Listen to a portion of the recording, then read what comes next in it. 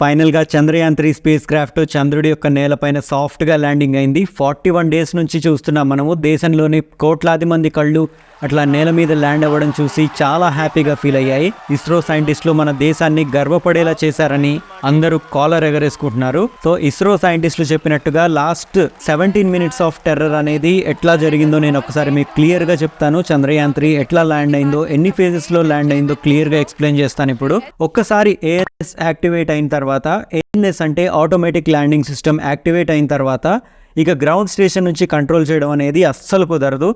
ఈ ల్యాండింగ్ అనేది 4 స్టేజెస్లో జరుగుతుంది. ఒకటి rough breaking, attitude hold, fine breaking, terminal decent అనే స్టేజెస్లో జరుగుతుంది. స్పేస్ క్రాఫ్ట్ ఫస్ట్ 30 కిలోమీటర్ల ఆల్టిట్యూడ్లో ఉన్నప్పుడు రఫ్ బ్రేకింగ్ ఫేజ్ అనేది యాక్టివేట్ అవుతుంది.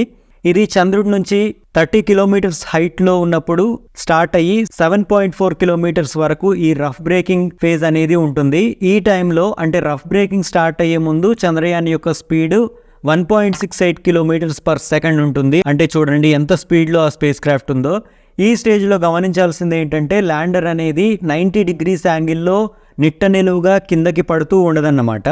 చంద్రుడి సర్ఫేస్కి హారిజాంటల్గా డౌన్వర్డ్స్కి ట్రావెల్ అవుతూ ఉంటుంది. ఇక్కడ ఈ డీటెయిల్స్ మనం చూడొచ్చు. ఆల్టిట్యూడ్ 29 కిలోమీటర్స్ ఉన్నప్పుడు చూస్తున్నాము. మనం కొన్ని సెకండ్స్ ముందే రఫ్ బ్రేకింగ్ ఫేజ్ యాక్టివేట్ అయిపోయింది. ఈ టైంలో చూడొచ్చు హారిజాంటల్ వెలాసిటీ ఎంత ఉందో. 1219 మీటర్స్ పర్ సెకండ్ ఉంది. అంటే 1.2 కిలోమీటర్స్ పర్ సెకండ్ అన్నమాట. వర్టికల్ వెలాసిటీ చూసుకుంటే 17.3 మీటర్స్ పర్ సెకండ్గా ఉంది. సో ఈ రఫ్ బ్రేకింగ్ స్టేజ్ స్టార్ట్ అయ్యి కంప్లీట్ అయ్యేసరికి మొత్తం 690 సెకండ్స్ పడుతుంది, లేదా 11.5 మినిట్స్ పడుతుంది. ఆ 690 సెకండ్స్లో 713 కిలోమీటర్స్ ట్రావెల్ చేసింది Chandrayaan 3 spacecraft. Rough braking stage complete అయ్యేసరికి Chandrayaan speed 358 metres per second స్పీడ్కి తగ్గించబడుతుంది.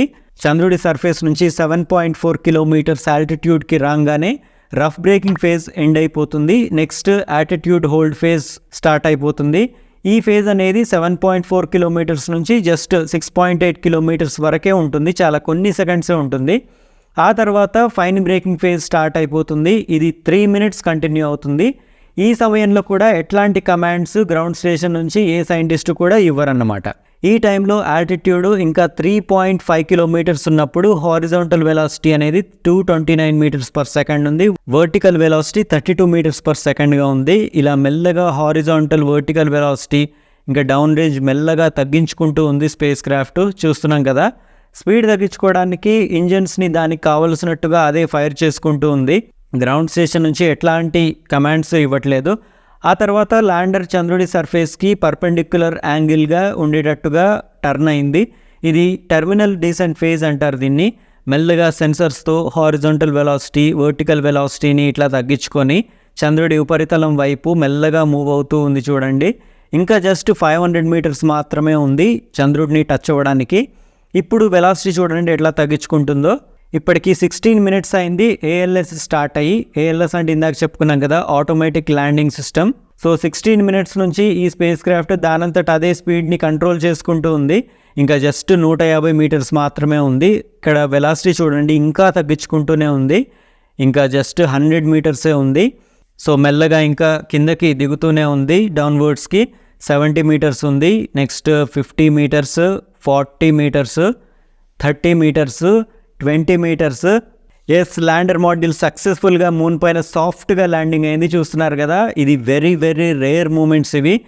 ఈ మూమెంట్స్ చూస్తుంటే అసలు మీకేమనిపిస్తుందో కామెంట్ చేయండి. ప్రతి ఇండియన్ని కూడా నేను చెప్తున్నా కదా, ఇస్రో సైంటిస్టులు గర్వపడేలా చేశారు. దీనికోసం ఎన్ని నిద్రలేని రాత్రులు వాళ్ళు గడిపి ఉంటారో కదా. So detail edition Telugu channel తరపు నుంచి ఈ ప్రాజెక్ట్ కోసం, మన జాతి కోసం గర్వపడేలా పనిచేసినటువంటి ప్రతి సైంటిస్ట్కి కూడా నేను సెల్యూట్ చేస్తున్నాను. మరి నా ఎక్స్ప్లెనేషన్ నచ్చితే కనుక ప్లీజ్ ఈ వీడియోని లైక్ చేయండి, షేర్ చేయండి. మీకు ఏమైనా డౌట్స్ ఉంటే కనుక కామెంట్ చేయండి, నేను రిప్లై ఇస్తాను. అలాగే సోషల్ మీడియాలో కూడా డీటెయిల్ ఎడిషన్ తెలుగు పేజెస్ని ఫాలో అవ్వండి. సో సబ్స్క్రైబ్ చేసుకోవడం మాత్రం మర్చిపోకండి డీటెయిల్ ఎడిషన్ తెలుగు ఛానల్ని. మీకు ఇంకా మరిన్ని అద్భుతమైన వీడియోలు వస్తూనే ఉంటాయి. నెక్స్ట్ వీడియోలో మళ్ళీ కలుస్తాను. నమస్తే.